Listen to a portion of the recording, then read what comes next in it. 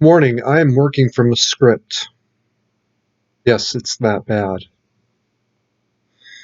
According to my critics, Iran is not capable of creating biological weapons. Tell that to the Federation of American Scientists and GlobalSecurity.org that Iran is not capable of doing something a high school student is capable of. Indeed, this isn't even novel.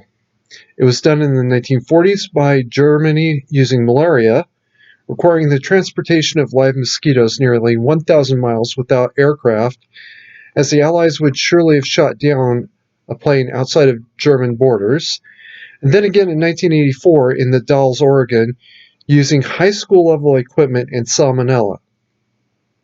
In 1998, FAST said Iran could do this in 10 years.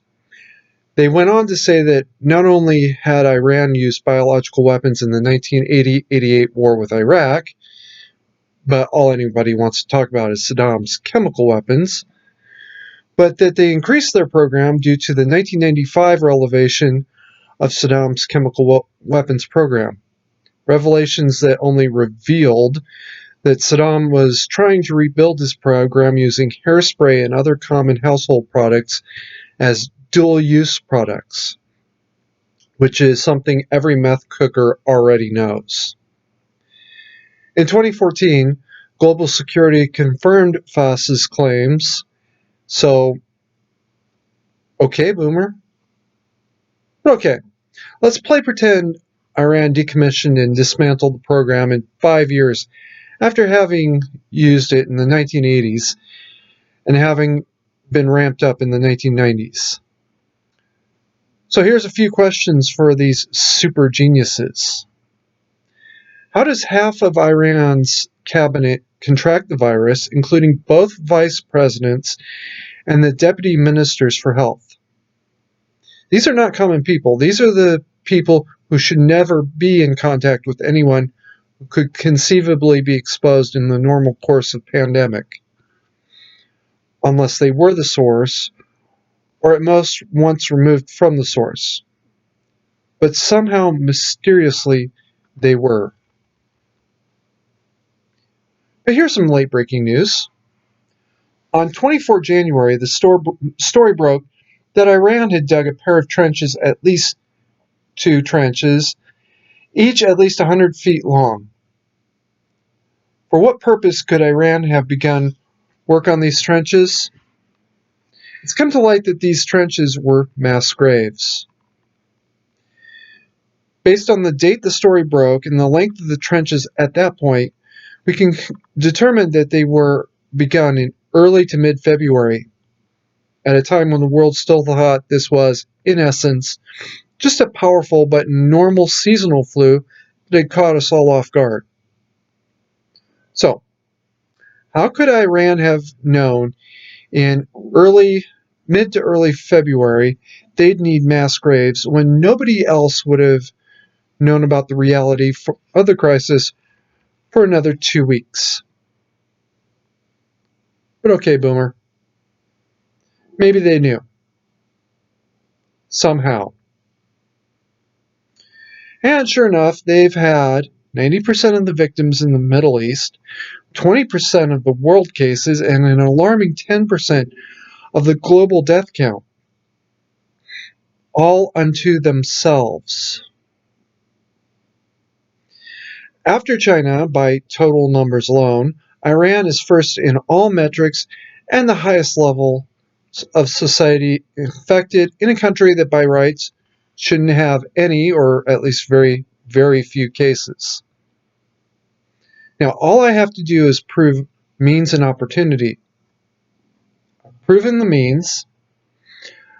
Iran had a biological weapons program, and there's no reason to think they've decommissioned the program, even though those autistics insisting it can't be done, like Polly looking for a cracker, will continue to do so. A proven opportunity, or more precisely, Iran did themselves. In the form of their joint naval exercises with Russia and China last summer, which by necessity means open doors to and from China to coordinate said exercises. Remember, this supposedly started at a wet market in Wuhan.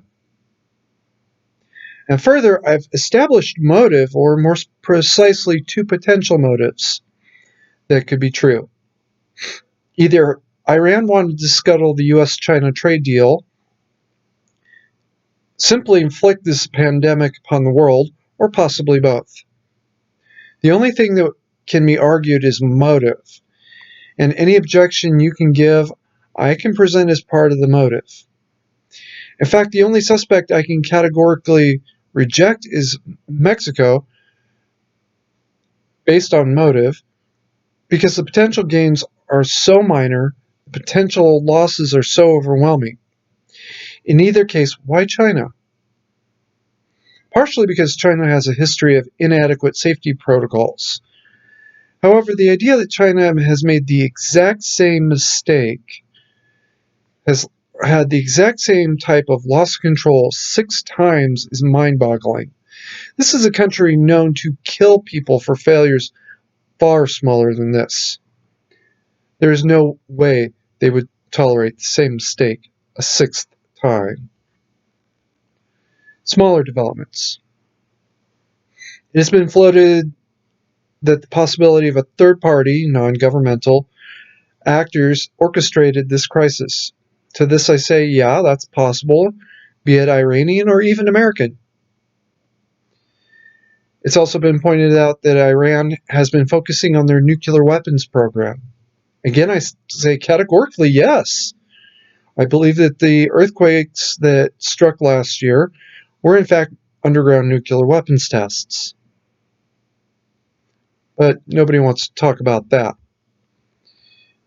It's been alleged that Iran obtained viral samples from China. The accuser here admitted that the story was somewhat murky and that it was difficult to tell if the claim was in fact that Iran did or merely could have, not that it's relevant either way. This is far from implausible. Under an international treaty, all Iran has to do is request a sample from China, and China must give the sample, with 4 exceptions. Spanish flu is one of them because there's only one known sample. Smallpox is another one because until recently there were only 2 known examples, one in the US and one in Russia. I don't remember what the other 2 exceptions were. It's been suggested that Iran did not deliberately release the virus, but rather that it was accidental.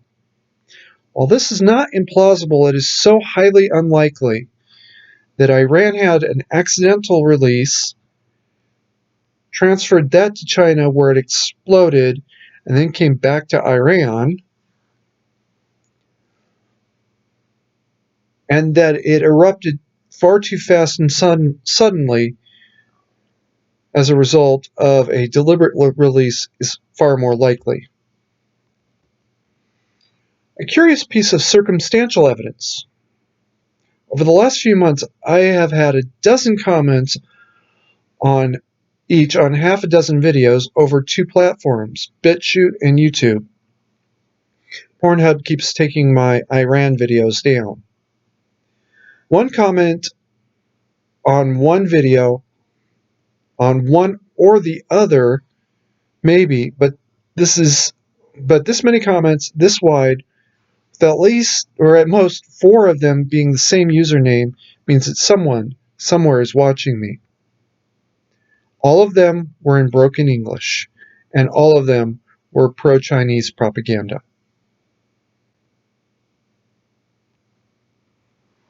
Believe what you want. You don't want to believe that Iran is capable of this. You want to believe sand niggers are not capable of flying planes. That's fine. If you have constructive objections, if you have constructive thoughts, please leave them below. Otherwise, spare me. I've heard them all before. And that sand niggers can't fly planes comment was by my partner, who is herself Afghan. Keep calm and mandatory carry-on.